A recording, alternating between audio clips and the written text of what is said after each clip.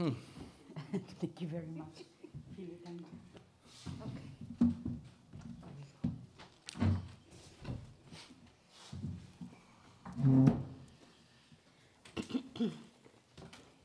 Guten Abend, good evening, boa noite. It's a pleasure to be here with you after such a long time of isolation, to be finally be able to be with other people and in a reading. It is a pleasure to be here tonight with Ana Luísa Amaral, a Portuguese poet, novelist, essayist, and I would like also to thank, of course, Imogen Kogge, who is going to be reading the German translations from the book Was ist ein Name,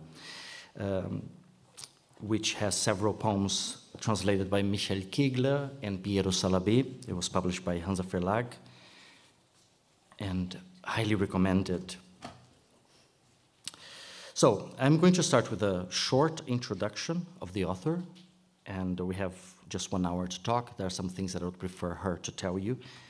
Ana Luísa Amaral was born in Lisbon, Portugal, in 1956.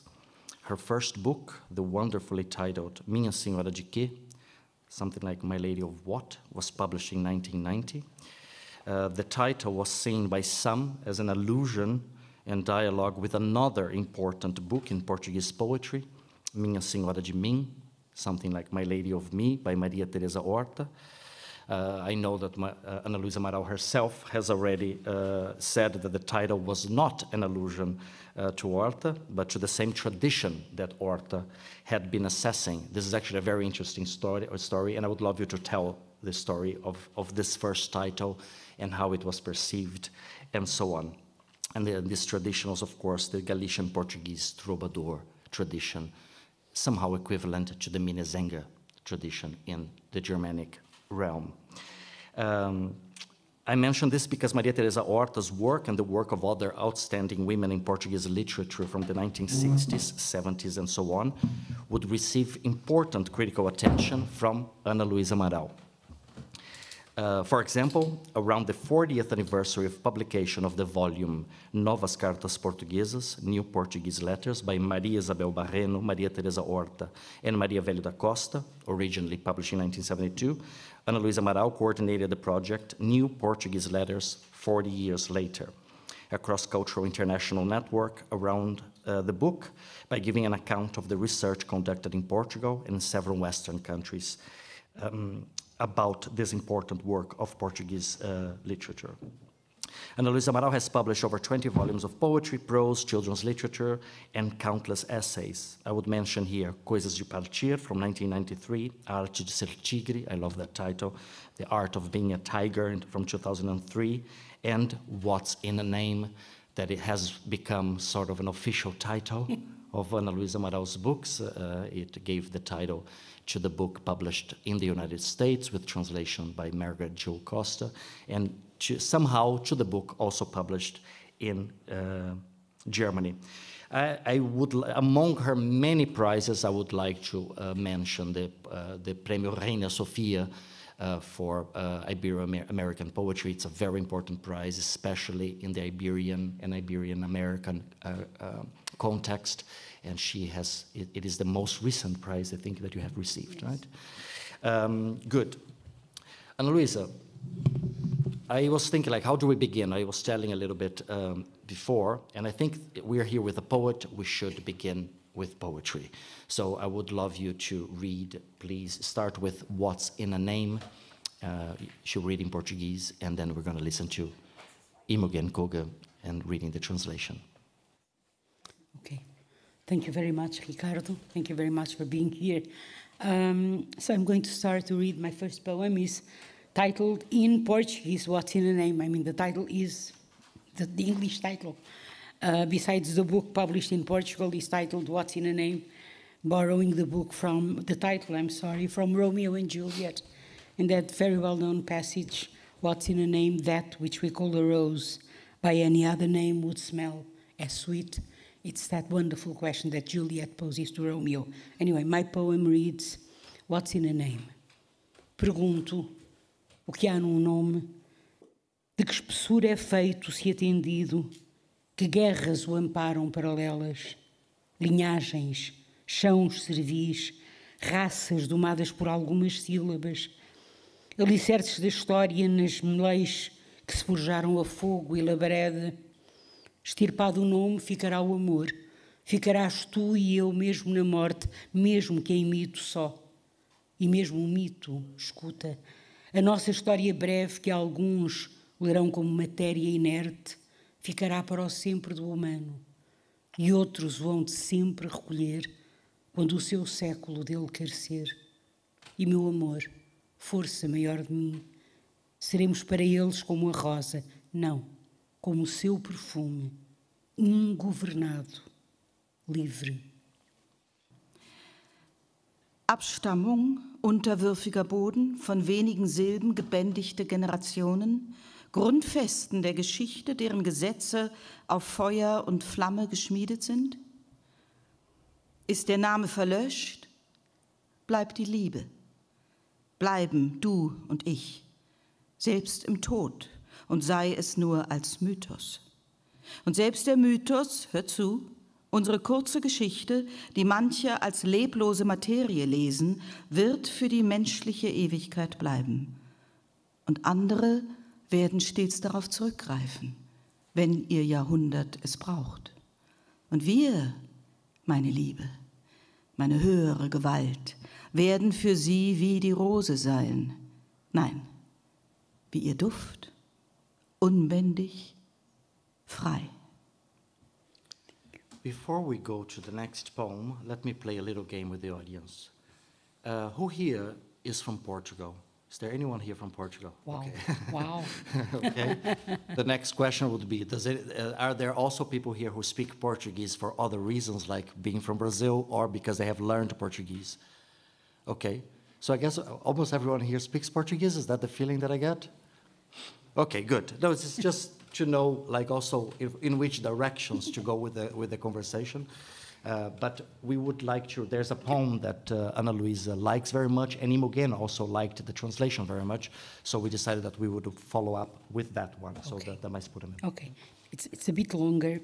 This was written, I don't know if you were in Lydia's session, which was beautiful, but Lydia was speaking about the time of the crisis. This poem was also written during that time, and it belongs to a book titled Escuro, Dark or Darkness, das mais puras memórias ou de lumes. Ontem à noite e antes de dormir, a mais pura alegria de um céu, no meio do sono a escorregar, solene a emoção, e a mais pura alegria de um dia entre criança e quase grande, e era na aldeia, acordar às 6:30 da manhã, os olhos nas portadas de madeira, o som que elas faziam ao abrir, as portadas num quarto que não era o meu, o cheiro ausente em nome, mas era um cheiro entre o mais fresco e a luz a começar, era o calor do verão, a mais pura alegria, um céu tão cor de sangue que ainda hoje, ainda ontem antes de dormir, as lágrimas me chegam como então, e de repente o sol como um incêndio largo, e o cheiro, as cores.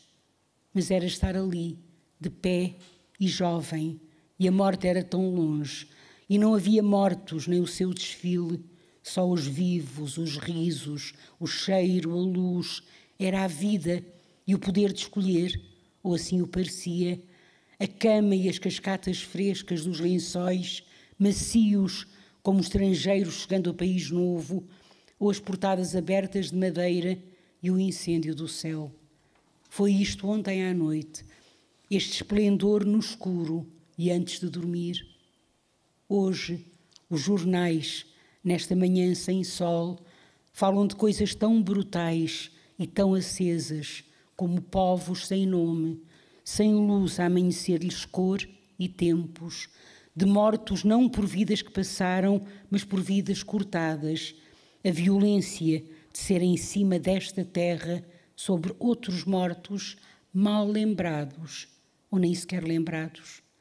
Eu penso onde ela está, onde ela cabe, essa pura alegria recordada que me tomou o corredor do sono, se deitou a meu lado ontem à noite, tomada novamente, tornada movimento, mercadoria bela para cesta de vime muito belo, como belo era o céu daquele dia, onde cabe a alegria recordada, em frente do incêndio que vi ontem de noite, onde as cores da alegria, o seu corte tão nítido como se fosse alimentado a átomo, explodindo, como fazer de tempo, como fingir o tempo.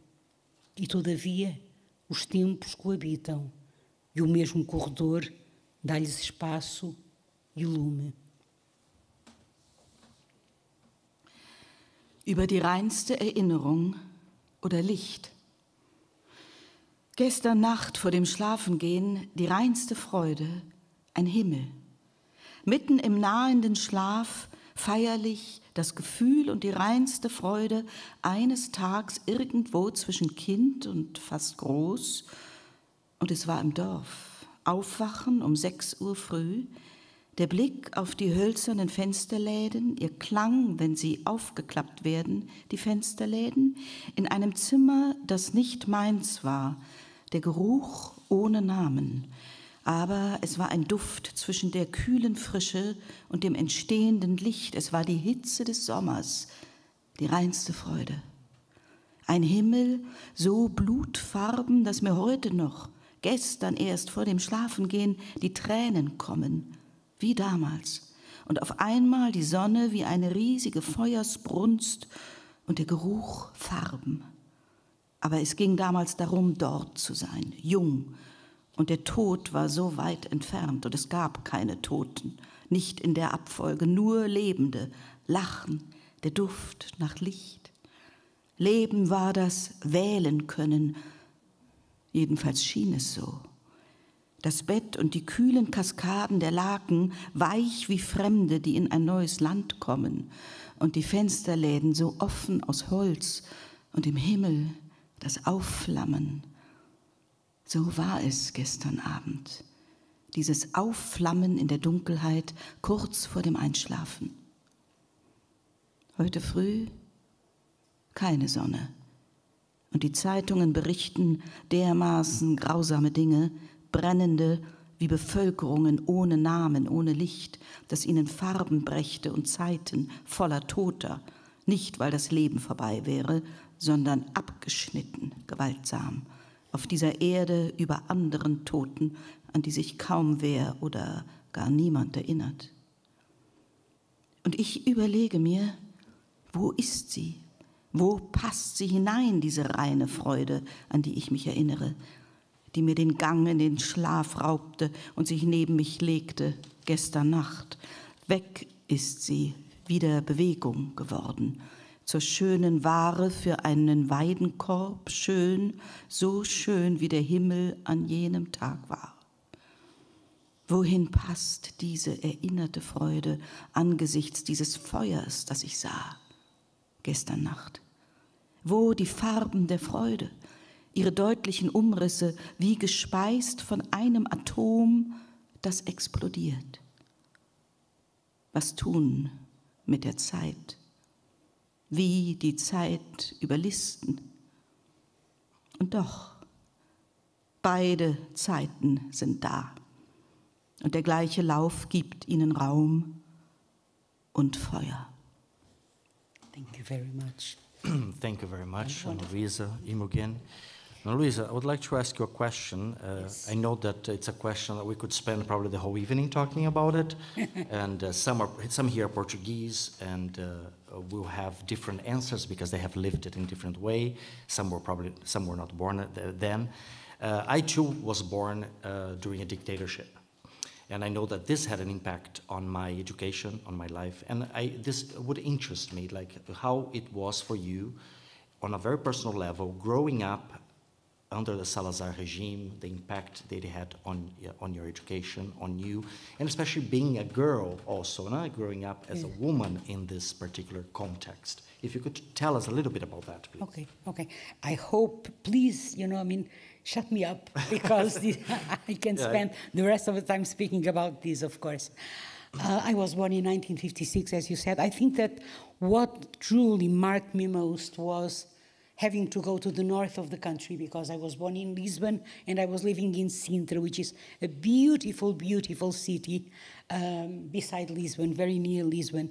It's a beautiful city, and a small city actually, and I lived there until the age of 9, and then I was transplanted to the north, and not even to Porto, but to a small village where I still live, by the way, called Lessa da Palmeira, where there was nothing, not even a coffee shop. Actually, there was a coffee shop, only men would go to the coffee shop. I was 9 years old, but my mother felt horribly there. And I think that in a way, you know, the way that my mother felt, because she was used, even in the times of Salazar, even in the fascist dictatorship, she was used to go to a pasteleria, you know, to the places, I don't know, you know, where you buy cakes, where you have tea, to tea shops with her friends, and openly. In Porto, people didn't do that. I mean, I remember that, for example, even in Porto, women, ladies, you know, if they wanted to have white wine, they would go there. There was a coffee shop very well known for this, called Empire, and it was well known for this. They would bring them the tea in a teapot, and then the teacups, and inside the teapot there would be white wine. Okay. You know, because women would not drink wine, you know, this was not, I mean, at least in public, of course, they could drink at home. But yes, I think that we have a wonderful poet, Alexandre O'Neill, who has, for me, one of the most beautiful poems in Portuguese about love, and it's titled Adeus Português. And at a certain point, he speaks about the vírgula maníaca, the maniac comma, o modo funcionário de viver. So it was this way of living, you know, which was very, very, very, very, very closed, you know, very restrained. It was also a very religious country, you know, Catholic. So extremely Catholic. Well, you know that there was the Holy See and the government, they had an agreement, you know, divorce was forbidden, you know, all of those things. Women, the rights for women. If, for example, I remember going to Spain and my father had to give me permission, as well as to my mother. So how old were you? I think I was 14, maybe 13 or 14, but there was a little paper, you know, to give us the authorization, you know. And so, yes, it was, I have to tell you, I personally never suffered. My father was not communist, you know, he was not leftist, on the contrary, but he was not a supporter of the regime either. I think he was like 80% probably of the Portuguese people, unaware a little bit of what was going on. At the same time, when the revolution exploded, it was, you know, it was joy, it was pure joy. It was actually, lots of Germans came to Portugal to see how it had been, how it could have been, you know, that a bloodless revolution had taken place. I remember that lots of Germans came there because it was truly, you know, this idea of freedom and also this idea of, yes, now we can speak. It was when it happened? I was in high school. I was having French and the teacher of French, because I shouldn't be having French because I was studying English and German. But I decided to have French and I decided to have Latin, contrary to everyone, you know, I don't know why, but anyway. It was good because then I have 5 years of German and 10 years of French and I don't know how many years of English, so it's all right. Anyway, I was there and the teacher said, you know, we're going to stop here, and he left. We didn't understand anything. And then our teacher of philosophy, who was Teresa Cisa, she was a very, very leftist person. She came and she said, you know, oh yes, very leftist, you know, she said, we have freedom. And then my father came for me and he said, o governo caiu, the government has fallen. And really, I thought that he meant literally, you know, that someone had fallen, you know. I hate to say this, but I was not a political person. On top of everything, I lived in Matosinhos, I lived up there in the north, you know, I was not living in Lisbon, you know. So, but then, of course, let me ask you something. Changed totally, you know. just another thing. And then I think that because, well, I remember my father used to say these small jokes. You know, they were like jokes, like, for example, he had been in the army, and I remember him telling things like, do you remember, to my mother, do you remember when I wanted to vote? This was when Humberto Delgado, when the elections of Humberto Delgado, my father said, they gave him a paper to vote, and he said, it was white apparently, you know, and then he said, but it's only this one, and you know, and they said, yes, it's only that one, of course. You all vote with that paper. So I mean, you know, you couldn't choose. So there were fake elections, and I remember my father telling this. But this idea, I think that people they were so indoctrinated that the idea of left was immediately connotated with communism, with dictatorship, with this thing, you know, that what is it going to happen to Portugal, you know. And yes, this I remember very well. My mother in the morning always turned on the radio, and when we had breakfast at 7:30 in the morning, because classes would start at 8:30, there was no news, which was a weird thing. And instead of the news, there was the marches of the revolution. You know, and my mother said to my father, well, you know what's happening? I have no idea. Anyway, so that's how it was, you know, and then, of course. Were there changes that were immediate and others that you felt that, like, you took much longer? I think, well, from the practical point of view and from the political, I mean, I think that if I'm not mistaken, our constitution, which was a wonderful constitution when it was written, I think it's 1976, isn't it? It was 2 years after. Yes, but one of the reasons why I worked on that book, New Portuguese Letters, is because it was an extremely important book written by 3 women, and it was a book that was, in a way, you know, welcomed by all the writers, all the intellectuals, all the people against the regime. And then when the 25th of April came, the book practically was forgotten. As if it even in Portugal. It was no longer needed. You know why? Because it spoke about women. So this issue of women, what truly happened was the issue of class.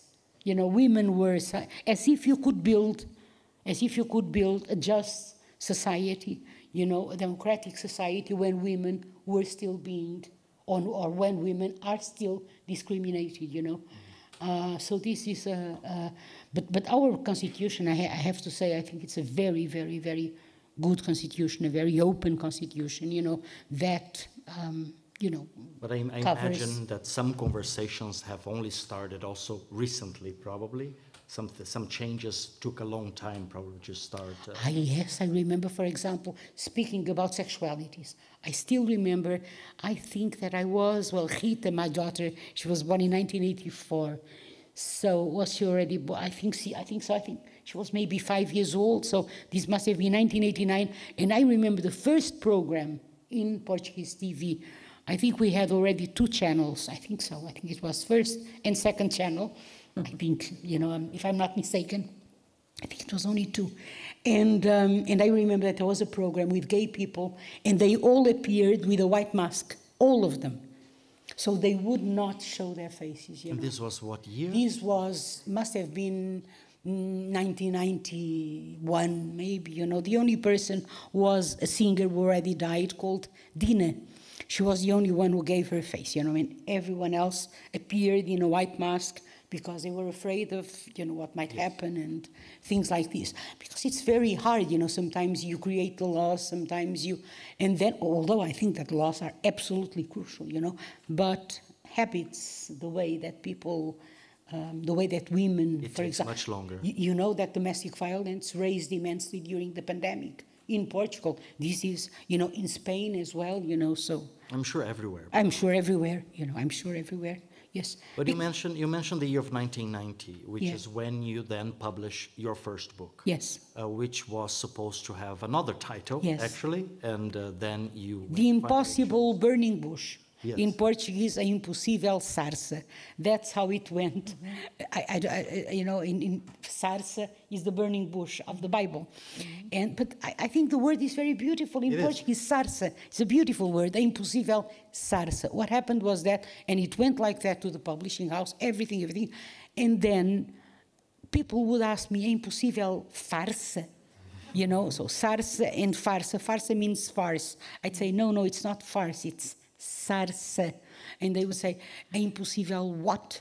I say, sarça, what is sarça? Some people say, sarça from the Bible, you don't know what that is. The burning bush, you know, So, and then I thought, well, maybe this is not a very good idea. And then in the book, I had a poem titled Minha Senhora de Quê, which I have to say, you know, okay, let me tell you the story very, very quickly. I have to say, I didn't think of Maria Teresa Horta's Minha Senhora de Mim, which was an extremely important book that came out before New Portuguese Letters in 1971. Very, very important book. You know, a book that broke, like Luísa Jorge. I mean, they have different ways of... Which book was it? Minha Senhora de Mim, my lady, mistress of me. My translator translated Minha Senhora de Quê by mistress of what? I think it's a beautiful, beautiful translation. Mistress of what? Anyway, I didn't think of Maria Teresa Horta, but immediately a very good friend of ours, Maria Irene Ramalho, wrote a thing saying, Ana Luísa Amaral, you know, Maria Teresa Horta once wrote Minha Senhora de Mim. Ana Luísa Amaral now says Minha Senhora de Quê, mistress of what? A dialogue, both of them with the troubadour poetry, and their dialogue with each other. And I thought, how interesting. So for many years, you know, I let this thing, you know, continue. This idea that I had written the book in dialoguing with Maria Teresa Horta, but the fact is that at least consciously, because you never know what is happening unconsciously, right? But consciously, it did not have this. I didn't have this. It was not a gesture, let's say, of dialoguing with Maria Teresa Horta. It was really a way of asking, you know, mistress of what? I mean, because in Portuguese, Minha Senhora means my lady, but it also means when I say senhora and when I say dona, senhora dona means Mrs., right? So it has this meaning of the lady of the house and also the ownership, you know, and I was asking myself, what do I own, you know, how do I own myself, you know? After all these years, what changes? I remember very well writing that poem. I was with the baby in my arms, you know, my daughter, she was very little. And I wanted to go to the States. I had to go. I had the scholarship, and I remember my husband, I divorced in the following year, my husband saying to me, you know, if you want to go, you have to leave here 2 people to take care of Rita, because I'm not going to take care of her. I'm not going to stay with her. I'm not going to cook. Don't think that, blah, blah, blah. You know, all of this. And I remember very well writing this poem, because I think that poetry, I said that the day before yesterday, poetry is never divorced from the world, right? I mean, poetry always dialogues with the world. We are porous to the world, and therefore the world enters in the poetry. Now, when we read a poem, we don't need to know the story behind the poem, but I know exactly what happened when I wrote every poem of mine, and they are hundreds, I mean, there are many, because I have 2 boxes with unpublished poems. I started to publish. That's good to know. At the age of 33 already, you know, I wasn't that young. My first book, I was 33 years old. There's a word in German that I like, which is Sprachraum, which is the idea of a linguistic space. And I once wrote an article about this, because the German Sprachraum it's very compact. The countries all border each other. You have Germany next to Austria, Switzerland, and so on. And when it comes to the Portuguese language, it's the opposite. No Portuguese language country borders another Portuguese language country. And I think it's very interesting that you say, no, you cannot divide the poetry from the world, but we as poets, we exist within a language as well. So this would be my next question. Portuguese is the most widely spoken language in the southern hemisphere. But I have the feeling that, for example, even in Germany, it hasn't yet entered, like the Portuguese language literature hasn't been so present as the Spanish language literature or French or English. So my question would be, how do you feel as a poet, what is the connection between the poet, the Portuguese poet, the Portuguese language poet. How do you relate to this? The Portuguese what? Language? Language poet. So your connection to the language, to being a poet from Portugal, how does that affect your writing specifically? How, your relationship maybe with other Portuguese language traditions? And basically what I'm asking you maybe is, does it still make sense for us to speak of national traditions when it comes to literature? It is still spoken about. I know it is in Brazil. Yeah. I think it is in Portugal. Yeah. I truly think it never did.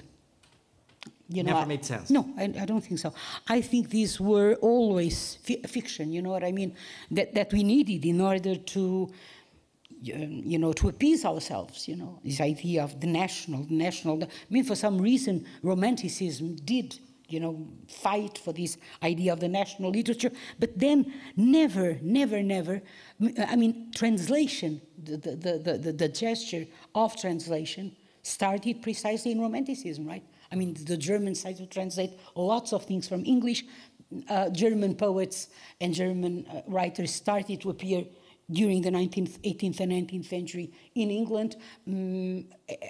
Our Almeida Garrett, our romantic poet, translated a part of Faust from Goethe. So, you know, so these shows, I think that I like very much, you know, this idea of comparative literature.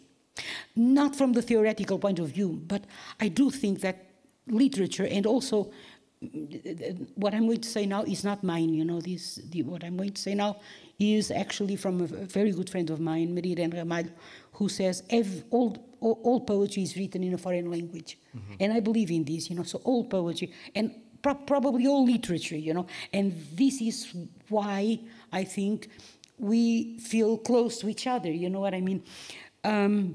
So no, at the same time, I love my language, you know. I have an immense passion for my language. I love the words, you know. I love the words in the Portuguese, and I think I know it very well. And at the same time, that if I think about tradition, or if I think about, for example, if you ask me, do you fit in any movement? I don't like that idea, you know. I don't like the idea of labels. I don't like, just like feminism, okay? Mm-hmm. I don't like the idea that my poetry is feminism. It's not, it's poetry. You know, I mean, I am feminist in my private life, in my civic life, but not in my poetry, you know. And if these problems enter in my poetry, you know, again, it has to do with the fact that my body is contiguous to the world. Therefore, it absorbs the problems of the world, right? And my mind and my hands and my feelings, my heart, you know, both meanings of the word. So at the same time, as I was saying, I don't think that, I remember my first book, I remember very well thinking, you know, I resisted to publish it because I thought either this is good or this is very bad. Because truly, in 1990, I didn't see many things in Portuguese. Well, I didn't see anything in Portuguese written in Portugal, you know, any book of poetry in Portugal similar to mine, you know what I mean? I think that my affinities, como é que diz o outro, as afinidades eletivas, my elective affinities are much more with they are in Portugal with Camões, naturally, with António Ferreira, wonderful, wonderful poet who wrote a Castro. A Castro is something, you know. Okay, who wrote a Castro, Mário Sá Carneiro, Fernando Pessoa, William Blake, Emily Dickinson, Rilke. I think what Rilke did with the German language, you know. I still, my German is very, I don't understand German, but I can translate Rilke. Well, ask me why, I don't know. It's very weird, you know. But I can, and I can understand, and I even know some parts of Rilke by heart, you know. Du musst nicht bangen, Gott. Sie sagen mein zu alle Dinge, die geduldig sind. It's beautiful, you know. They say mine to everything which is patient. Yes, it is true, you know. We dare to say, this is mine, because this doesn't complain, you know. And so I think that it's an interesting thing. At the same time that I am Portuguese, of course, I am also European, but I also feel an immense affinity with Brazil because we speak the same language, right? With people from Africa, of course. My great-grandmother was, no, not great-grandmother, trisavó. Great-great-great-grandmother was from Angola. She was black. She was a black woman. Well, after all, you know what I think, Ricardo? I think that we are all immigrants, you know, either recent immigrants or immigrants like 1,000 years ago, because our species always migrated from one side to the other. You know, we came from here to there. You know, you see Portugal, right? We had the Celts, we had the Arabs, we had the Celtas, os Iberos, the Iberians, the Romans, the Vikings. The Vikings were there. They were sailing in the Douro. The Vikings were in Portugal as well, you know. So yes, to speak of, I think it's a fiction, you know. And it's a fiction, for example, that the extreme right uses a lot. And this worries me very, very much, you know, very much. This idea of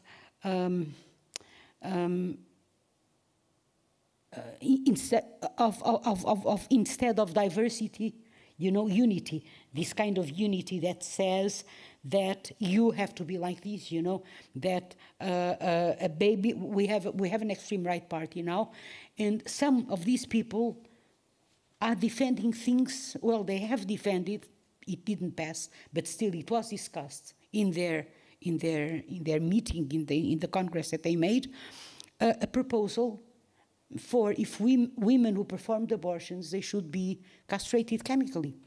You know, this was proposed. As it was proposed that babies from the masculine gender should be, sex should be, should dress in blue and girls in pink. It's exactly that thing like in Brazil, the ideology of gender. This doesn't exist. Não há ideologia de género. You know, ideology of gender is an invention of the extreme right, because what do they say? They say, ideology of gender, what happens? Girls become feminists and boys become gay. You know, I mean, what is this? And not the funny, but the most interesting part is that they are fighting against a world which is irreversibly not, this is why I say a fiction, you know, it's no longer,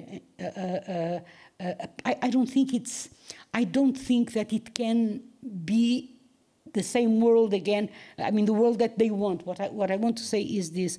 Okay, they have constructed this idea of the nuclear family, but I'm very sorry, but families now, you know, you have families of every kind, you know, all kinds, you know, and now, yes, dictatorships, you know, I mean, this is a threat. What's happening, you know, and there was a time in my life when I thought that rights and the conquest of rights were irreversible, and then I discovered that they aren't, you know. And as a person and as a citizen, I have to fight against this, you know. This was the most important disillusionment that I had in the last few years. Was exactly that. Now you feel that the rights that have been conquered by our great-grandfathers and grandparents and so on, those are safe. We just have to acquire more. But, you know, in the last 10 years, not even those were safe. So, can I make a suggestion? Yes. That we were going to read a poem titled A Mulher Adúltera in the end, but maybe we could read it now. Yes, A Mulher Adúltera, the adulterous woman. You know, I mean, it is not in the German book. It is in my last book, Agora, in Portuguese, but Michael Kegler, my translator, he translated it yesterday, and I think it's very, you know, suitable for the days that we are going through. It's called A Mulher Adúltera. O que escreveu na areia ainda hoje se pergunta, e são várias as vozes dos que depois vieram legislando, como os que estão aí, calçados e erguidos acima do degrau. Conseguiriam ler o que dizia a areia, os que ali estavam, soube-o ela, as suas mãos cruzadas sobre o ventre, a cabeça inclinada gentilmente, ou souberam-no as pedras que se vêem ainda pelo chão aos pés dos fariseus e dos escribas, as pedras que não morrem, mas possuem o poder de matar mulheres ainda hoje. Die Ehebrecherin. Was schrieb er in den Sand, fragt sie sich bis heute, und so verschieden sind all die Stimmen derer, die anschließend kamen, Gesetze erließen. So wie jene, die dort sind, beschut und erhoben, hoch auf den Stufen. Ob sie wohl lesen können, was da im Sand steht, jene, die sich dort versammeln?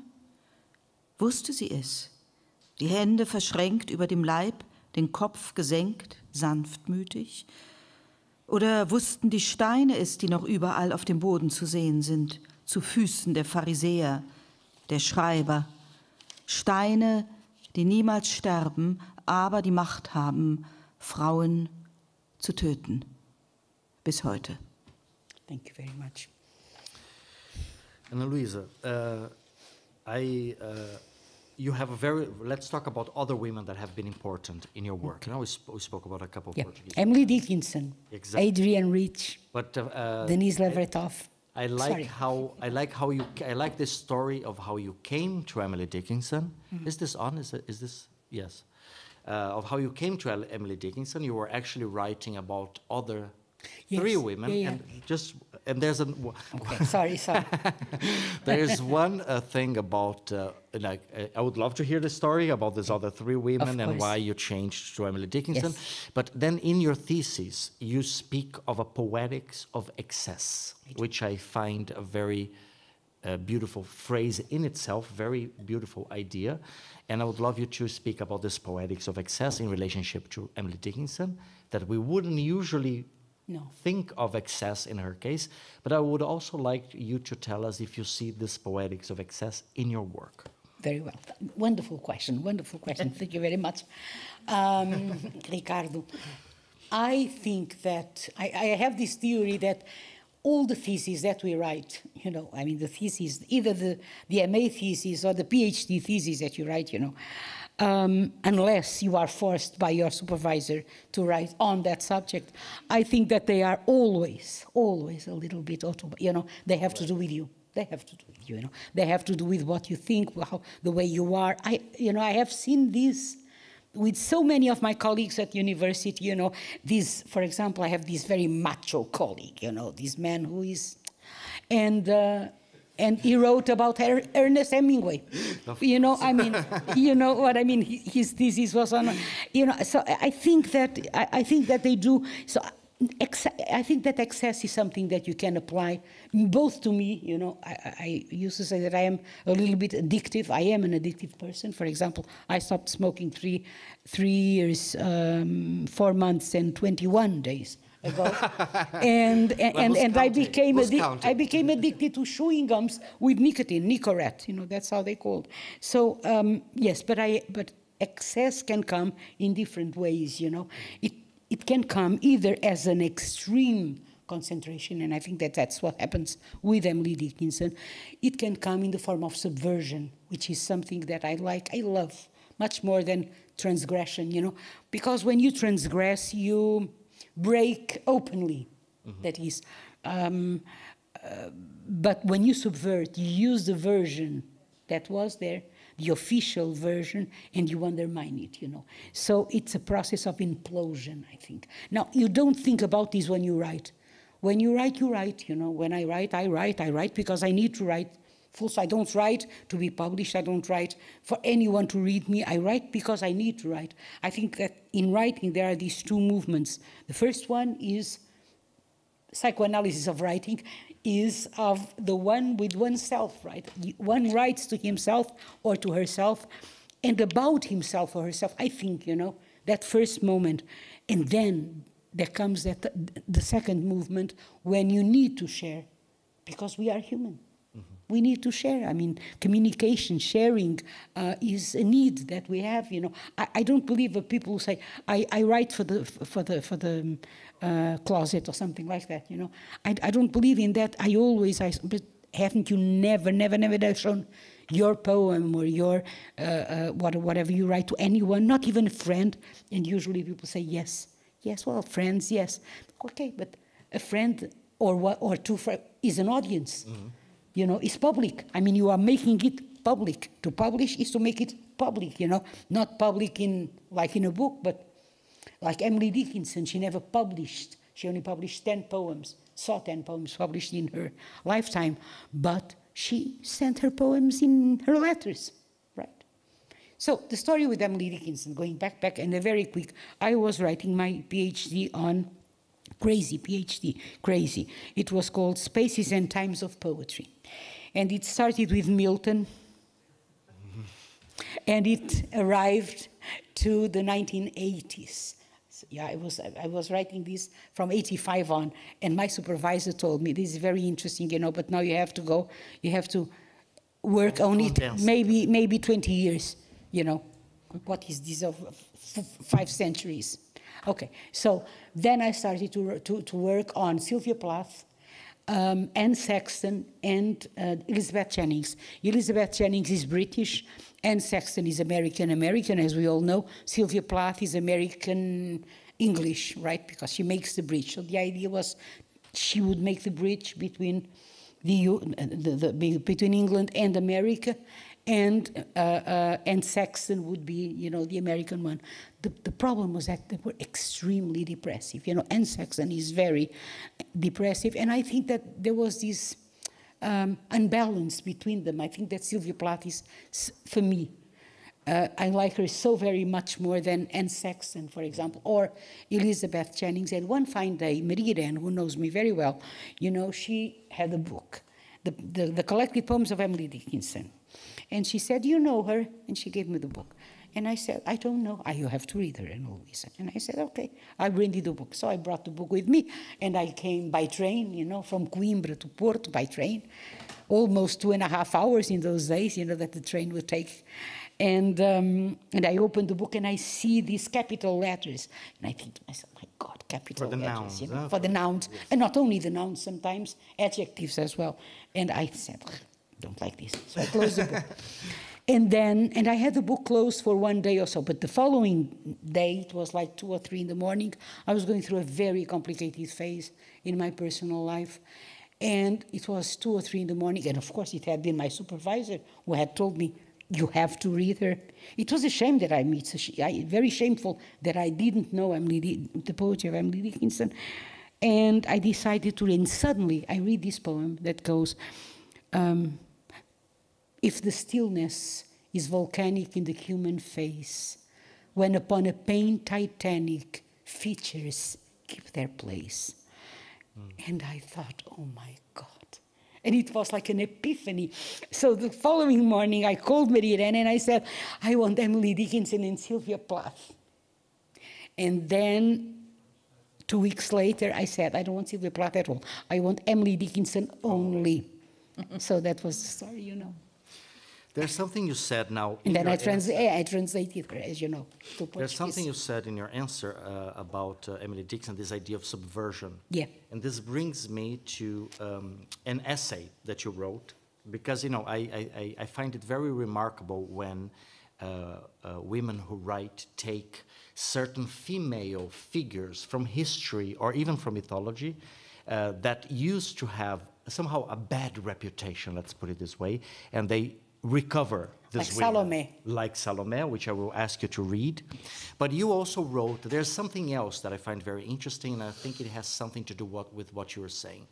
In this essay, you spoke about how Adélia Prado, the Brazilian poet, takes a poem by Carlos Drummond de Andrade, a male poet, and she subverts it from a female perspective. Absolutely, yeah. And how, in the same essay... Com licença poética. Exactly. And in the same essay, you discuss how Maria Teresa Horta does that also, I think, with the troubadour tradition, and which was typically written only by men and so on. So I would like you to speak about these two strategies, these two political strategies, maybe somehow in poetry, both the idea of recovering women who have had a very bad reputation from male writers, let's put it this way, Yeah. and the subversion of male texts somehow. Yeah, yeah. It's not, yeah, I don't think it's only a bad reputation, and it's also, they've been deleted from history, full stop, you know, or they did not exist at all, you know. I have a book titled The Genesis of Love, where Natércia, who, as you know, was an anagram for Caterina, so from Camões, where Natércia speaks. Now, usually, I mean, the women, only Camões has a voice. Natércia doesn't have a voice, or Petrarca and Beatrice has a voice as well over there, right, in that book, whereas Petrarch doesn't. I mean, she speaks with Petrarch, and Dante speaks with Beatrice, I'm sorry. Dante and Beatrice, they speak to each other, you know, so women have a voice. It's not on my part, you know, again, it was not a strategy, it came like that, you know. It came like that. I didn't think, no, I'm going to put women because I need to recover these women, it's going to be a political gesture. No, it wasn't like that, you know. It came spontaneously, you know. For me, I think that, yes, if you look, I do this exercise with my students. I mean, I no longer teach, but I did this exercise with my students, you know. Tell me about Portuguese women poets of the 20th century. And they start very happily, you know.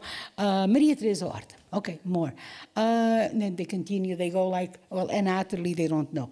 But Florbela Espanca, that's the first one they start with. Florbela Espanca, Maria Teresa Horta. Irene Lisboa, they don't know very much, you know, Irene Lisboa. Okay, more. Luísa Jorge, some of them have heard. And then 19th century, 18th century, you know, Marquesa de Lorna, some of them, you know. I mean, where are they? Where are the women, you know, in Portuguese? Not only in Portuguese tradition, as you know, in the literary tradition. For some reason, Elizabeth Barrett Browning wrote to her husband, Robert Browning, beautiful letter where she says, I look everywhere for grandmothers and I see none. So it's beautiful, you know, I look, the grandmothers she's referring to is her tradition, right? I mean, women who would write, you know, and she couldn't see any women, you know. The same with Emily Dickinson. You know, she also writes, I envy seas whereon he writes, for example, you know. Or, so it's this, now, why this is important, I think it's more important from the, I'm sorry, I forgot what your question was. No, I mean, well, I think this. I think I think you've answered it. Let's read it. Let's refer to you to Salomé. Salomé após o crime. Okay, Salomé. Where is my Salomé? I have Salomé, my Salomé. Sim, ok. Salomé após o crime. Quantas vezes te vi e me surpreendi porque te olhava, sentindo a tentação de te espiar e o desejo de amar o que não tinha. Como saber, pelos sonhos mais nus que me assaltavam, que eu não era paisagem para ti? Dizem luxúria só, onde houve amor, e um crime tão enorme de luxúria, mas eu quis-te indefeso como festa, os teus lábios, a festa para mim. Quantas vezes me vi pensando no meu crime e na história dos homens a julgar-me, mas o que eu li na bandeja do crime foram os olhos com que tu me olhavas. Finalmente, eu, paisagem, e a luxúria que há sempre no amor. Salome nach dem Verbrechen. Wie oft habe ich dich betrachtet und mich gewundert, warum ich dich ansah. Mich versucht sah, zu spionieren und das Verlangen verspürte, zu lieben, was ich nicht besaß. Wie soll ich denn wissen aus den nackten Träumen, die mich befielen, dass ich keine Landschaft war für dich? Sie nennen es nur Wollust, wo Liebe war. Und ein so großes Verbrechen aus Leidenschaft, aber ich wollte dich wehrlos als Fest. Deine Lippen ein Fest für mich. Wie oft ertappte ich mich dabei, an mein Verbrechen zu denken und an die Geschichte der Menschen, wie sie mich richten. Was ich aber erkannte auf der Schale des Verbrechens, waren die Augen, mit denen du mich angesehen hast. Ich endlich Landschaft. Und die Wollust, die immer ist in der Liebe. Fantastic. Ana Luísa, when reading in shorter texts about your work, for example, the description for this event, also from your publishing house in the US, there are a couple of words that appear very often. One is that, like in German, would be Alltag, the idea of everydayness, o cotidiano. Quotidiano. Okay. The other is transience, the idea of the transience of things. That these are two ideas that are important for you as a poet to work within, showing the beauty of what is usually overlooked, but also how transient, how short-lived this beauty can be. I wanted to ask you if you recognize yourself in this description, and how important is this for you? I do, and also I think it's, you know, I don't make much difference between the maybe these are not the best words, but like the physical and the metaphysical, or the you know, what happens in precisely, you know, the day-to-day and the cosmic, you know, the cosmos, for example, the universe, you know. I have lots of poems. I remember seeing the most beautiful documentary, which is for me a poem. It was years ago, not many years ago, by Patricio Guzman, the Chilean director, and it's called, it's in English, you know, it has subtitles in English, I'm sorry. And it's called Nostalgia de la Luz. It's amazing. It's beautiful. Nostalgia of light. And it's the most beautiful, beautiful, beautiful thing, you know, that you can think of. At the same, maybe 2 or 3 days after that, I was invited to comment on a film, on a movie titled L'Astragale, The Astragalus. And with this, I mean, I wrote a poem called The Astragalus, which has to do both with the poem, with the film that I had seen, and with something that I had heard in Nostalgia de la Luz, Nostalgia for Light, of Patricio Guzman, when at a certain point, this man from the observatory says, we are made of the same matter as the stars. I mean, the calcium that exists in our bones is the same calcium that exists in the stars, you know. And, well, poetry always knew this before, you know, beforehand. Shakespeare said this, you know, we are made of the same stuff as dreams, we are made of the same stuff as stars. So I think that poetry, literature, art, maybe, you know, maybe art has this capacity of antevisão, so seeing the world before, seeing things before things happen. I mean, I'll never forget how William Blake, for example, says things like, can I see another's woe and not be in sorrow too? It's beautiful. And now neuroscience came to teach us that we have something called the mirror neurons, right? That get excited when we see the joy or the woe or the pain in the other person, right? It gets excited, and so that's how empathy takes place. And so I think that this, you know, what I really, really do think is that everything is connected to everything. We are all connected to another, and we are all connected to the world and to everything around us. And this is why it is so very important to take very good care of things, you know, and of the other, and to fight, to resist these pitches of hate, you know, and this idea of hate only generates hate.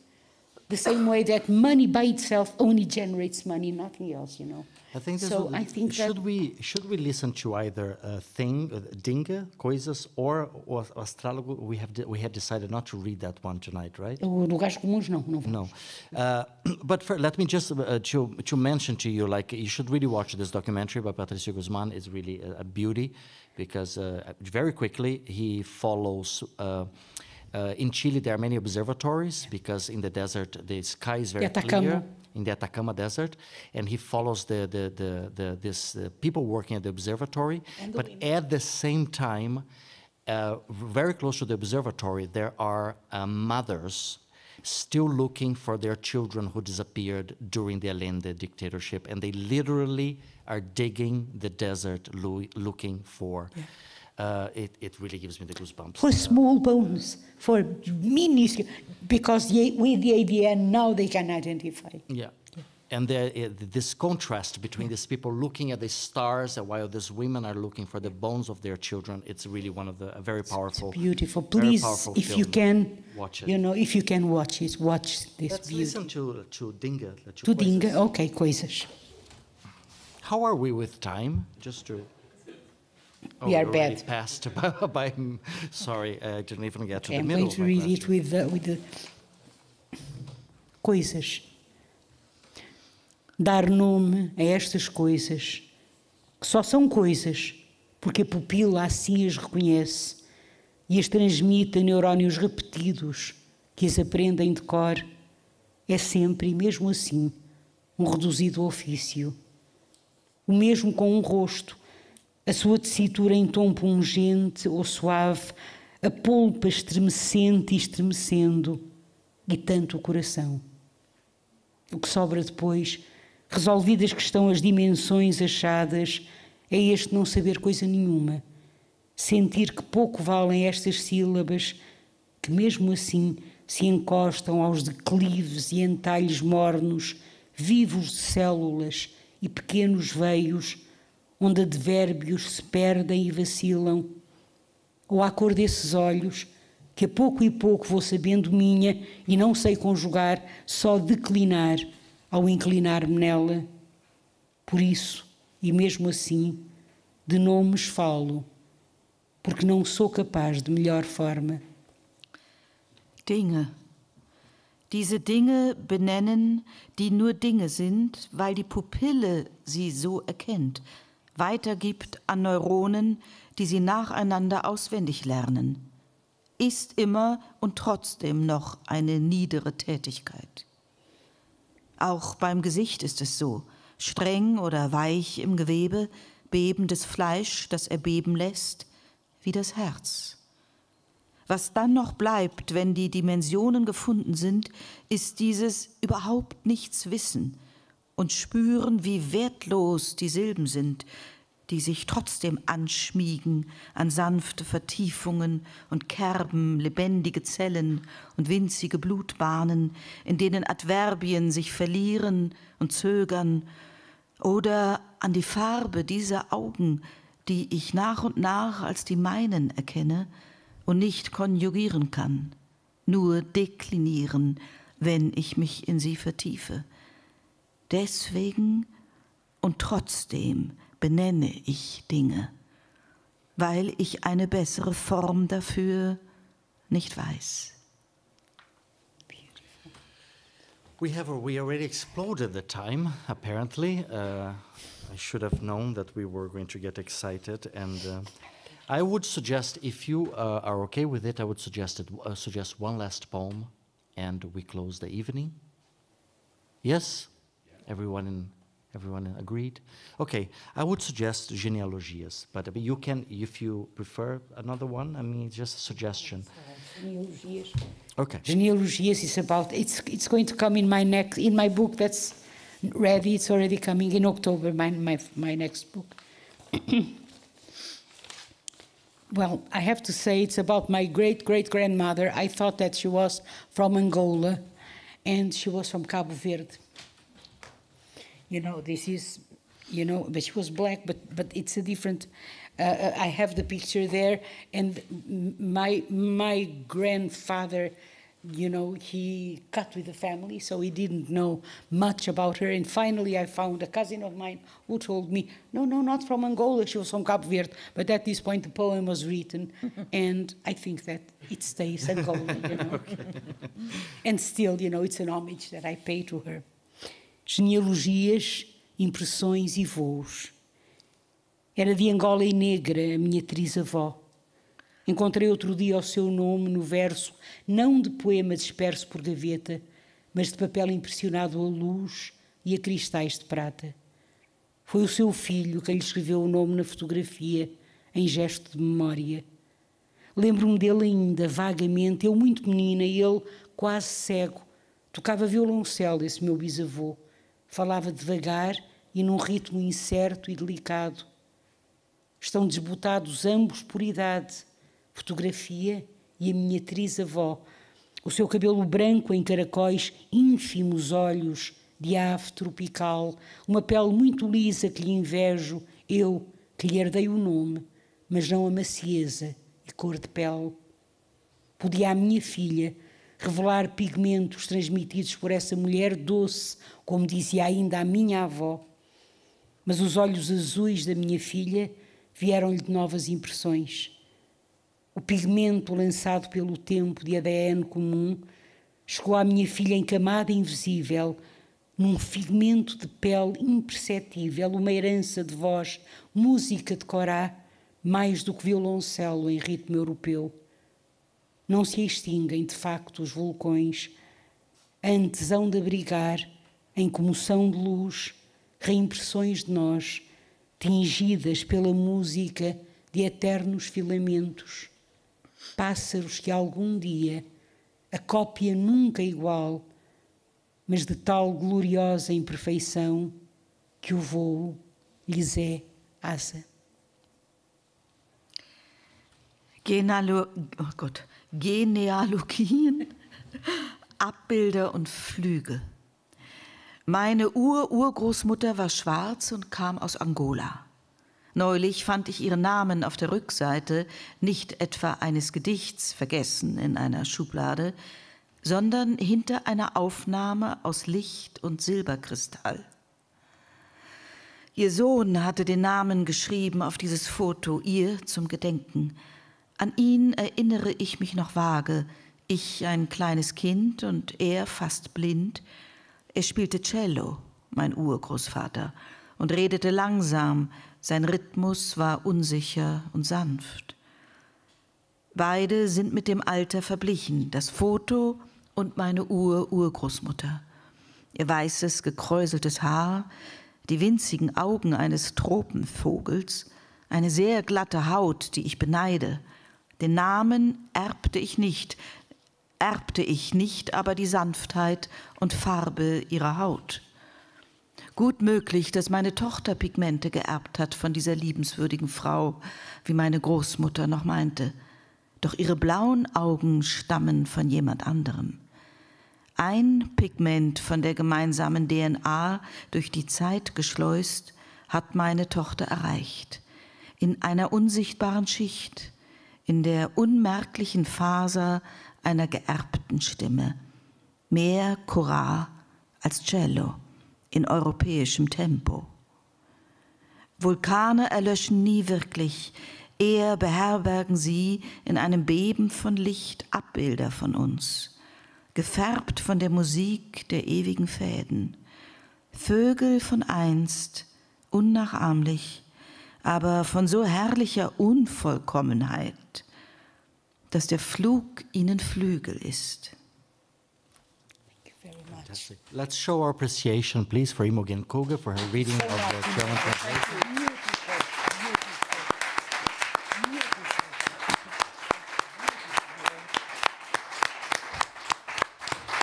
Very much, muito obrigada. And of course, Ana Luísa Amaral.